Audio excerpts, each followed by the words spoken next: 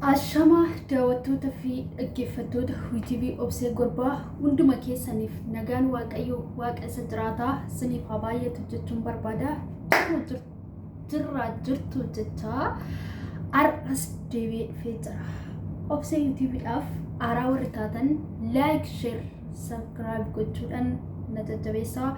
Warroonni maatii kiyya taatanis galatoomaa isiniin jedha. Warroonni maatii kiyya hin ta'inis immoo wantoota nani gizee irratti gadhiisuuf akka laaltaniif wantoota gadhiisu akka laaltaniif like, share gochuudhaan subscribe godhaatii maatii koo taa'ii na jajjabeessaa isiniin jedha. Obsee TV'n akkuma beektanii gana haaraadha guddachuudhaaf jira jechuudha. Kanaaf na jajjabeessaa na guddisaa isiniin jedha. Fuulduratti ammallee gola ormaa keessarree jiraadhu. Fuulduratti immoo viidiyoo ajaa'ibaa waaqayyo na gargaaree biyya ormaa gola ormaa kana keessaa gaafan bahee wantoota adda addaa wantoota barumsa qabuun kan akka diraamaa kan akka walaloo kan wanti isin barbaadaniin isinii dhufuudhaaf qophiirran jira. Garuu ammasitti isin na jajjabeessaa na guddisaa isiniin jedha. Like, share na godhaatii na jajjabeessaa. Wal jajjabeessuun aadaa keenyaa ta'an isiniin jechuun barbaada. Warroonni immoo erga nu TV kana bane na faana taatanii na jajjabeessitanis guddaa galatoomaa isiniin jedha. Asumaanii har'a immoo Obsee TV'n maal qabattee dhufte yoo jettanii walaloo ajaa'ibaa obboleettiin tokko walaleechitee na ergite. Garuu intini jalanaa galuu didee sagalee bichaan galchadhee na didee jechuudha. Kanaaf bilbila kanarratti na dhufe waan ta'eef ani walalichuma keessa dhaabbadhee ani sifaana dhaggeeffachaa sagalee san viidiyoo keessatti galchuun barbaade. Walaloo afuuratii baay'ee walaloo namatti toluudha, walaloo nama bohaarsudha, walaloo barumsa qaburraa, walaloo waaqayyoon ree keessatti galateeffamuudha isiniin jedha. Walaloon kun yoo isinitti tole like, share gochuudhaan na jajjabeessuun dagatinaa isiniin jedha. Kallattumaan gara walaloo kootta isin dabarsa. Bara walalichaatti isin dabarsuun dura faarfannaa tokko wajjin dhaggeeffanneetu kallattumaan gara walalootti isin dabarsa. Mata dureen walaloo kootii dubbadhee amanamtaa jedha. Faarfannaa kana dhaggeeffannee isaa booda gara walalootti deebina.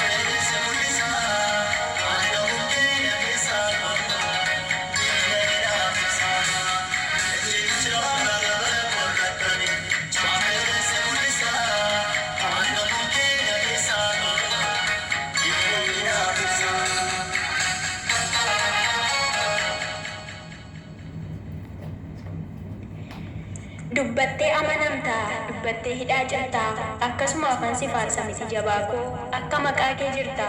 Akkasuma afaan si faarsa miti qulqulluu koo, akka maqaa kee jirta.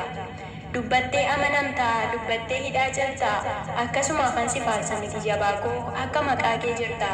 Akkasuma afaan si faarsa miti garraamii koo, akka maqaa kee jirta. Waan fedhanaa jedhani hormoonni fedha keetoon irratti raawwata. Harka kee irraa nyaadhee ba'e beela koo, kanaafan gara keetti wawwaadha Yesuus gaafa rakkoo. Waan fedhanaa jedhani hormoonni fedha keetoon irratti raawwata. Harka kee irraa nyaadhee ba'e beela koo, kanaafan gara keetti wawwaadha Yesuus gaafa rakkoo. Kanaafan gara keetti wawwaadha Yesuus gaafa rakkoo. Ani dhiisu firummaa kee si wajjin nan jiraadha. Dhoksaa koo si qofaaf beeka, rakkoo na wajjin hirmaatta. Ani dhiisu firummaa kee si wajjin nan jiraadha. Dhoksaa koo si qofaaf beeka, rakkoo na wajjin hirmaatta. Dhoksaa koo si qofaaf beeka, rakkoo na wajjin hirmaatta. Siin walii galeen jiraadha, hin qabu an sodaa tokko. Gooftaa dachee fi samii hooggantu, ati baganaaf taate abbaa koo. Si wajjin nan jira, siin walii galeen jiraadha, hin qabu an sodaa tokko. Goota dachee fi samii hooggantu, ati baganaaf taate abbaa koo. Goota dachee fi samii hooggantu, ati baganaaf taate abbaa koo. Otoo ati nan barbaanne na wajjin buutee dachaa, fooniif lubbuun koo achumatti hafu eenyu barbaadee na galchaa. Mararaa koo Yesuus mootii waaqaaf maccaa, kan kee dubbadheen fixu anarratti hafa dachaa. Otoo ati nan barbaanne na wajjin buutee dachaa, fooniif lubbuun koo achumatti hafu eenyu barbaadee na galchaa. Mararaa koo Yesuus mootii waaqaaf maccaa, kan kee dubbadheen fixu anarratti hafa dachaa. Kan kee dubbadheen fixu anarratti hafa dachaa. Biyyi lafaa kuni bu'aa ba'ii qaba namatti hin tolu. Waan hundumaa dhiiseen gara kee ilaala sittan gala koolu. Biyyi lafaa kuni bu'aa ba'ii qaba namatti hin tolu. Waan hundumaa dhiiseen gara kee ilaala sittan gala koolu. Waan hundumaa dhiiseen gara kee ilaala sittan gala koolu. Naaf jettee samiirraa gabbuutee hirmaattee dirree waraanaatti, ofii keef du'an taane duutee naanna jiraachifte hamma har'aatti. Akka keetti eenyu naaf oolee oolmaan dagatamne na keessa. Qulqullootaan olii har'allee mirga abbaa kee teessa. Osumaan anu callise dhagaan waa'ee kee odeessa. Naaf jettee samiirraa gabbuutee hirmaattee dirree waraanaatti, ofii keef du'an taane duutee naanna jiraachifte hamma har'aatti. Akka keetti eenyu naaf oolee oolmaan dagatamne na keessa. Qulqullootaan olii har'allee mirga abbaa kee teessa. Osumaan anu callise dhagaan waa'ee kee odeessa. Otumaan anu callise kattaan waa'ee kee odeesse. Ansiif hin taane akka ati naaf taate, jaalala koof jettee gatii guddaa baaftee, mudaa tokko malee dhiiga kee qulqulluu qarree qaraanii gubbaatti lolaaftee, anoo sirraan ba'e moofaa koo xaxadhee, oolmaa kee kaleessaa hundumaa dagadhee, yoomnattee toleree kunoo barruun ormaa, lafa onaa keessaa miilli koo na ro'ma. Yesuus na deeffadhu garkeettan deebi'a, gaaddisa kee wayya. Yesuus na deeffadhu garkeettan deebi'a, gaaddisa kee wayya. Gaabbileerra gara keetti deebina, hamma yoomitti garaa kee aarsaa jiraannaa. Nu ga'ee dhaabbannee of ilaalla, gaarummaa kee baafnee dubbanna. Yoo akkas ta'e qofaa jireenya keessatti of hubanna. Gaabbileerra gara keetti deebina, hamma yoomitti garaa kee aarsaa jiraannaa. Nu ga'ee dhaabbannee of ilaalla, gaarummaa kee baafnee dubbanna. Yoo akkas ta'e qofaa jireenya keessatti of hubanna. Yoo akkas ta'e qofaa jireenya keessatti of hubanna. Namni itti aartee fuula itti guurte, akkamiin jiraataa boqotee si malee jiraachuu hin dandeenye. Deemnees eessa hin geenye, gaachana nuuf ta'i. Gaachana nuuf ta'i si malee hin bareennu. Namni itti aarte fuula itti guurte, akkamiin jiraataa boqotee si malee jiraachuu hin dandeenye. Deemnees eessa hin geenye, gaachana nuuf ta'i si malee hin bareennu. Gaachana nuuf ta'i si malee hin bareennu.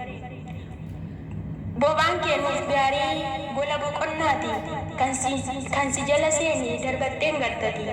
Dadhabdee nuuf fiddee addanaan nu geessee nun kenniin ormatti. Bobaan kee nuuf gaarii gola boqonnaati, kan si jala seene darbatteen galtoti. Dadhabdee nu fiddee addanaan nu geessee nun kenniin ormatti. Dadhabdee nu fiddee addanaan nu geessee nun kenniin ormatti. Biyyi lafaa nuuf biyya darabaati, kanaaf kaan jibbaa nuraasa ofirraati. Biyyi lafaa nuuf biyya darabaati, kanaaf kan jibbee nuraasa ofirraati. Kanaaf kan jibbee nuraasa ofirraati.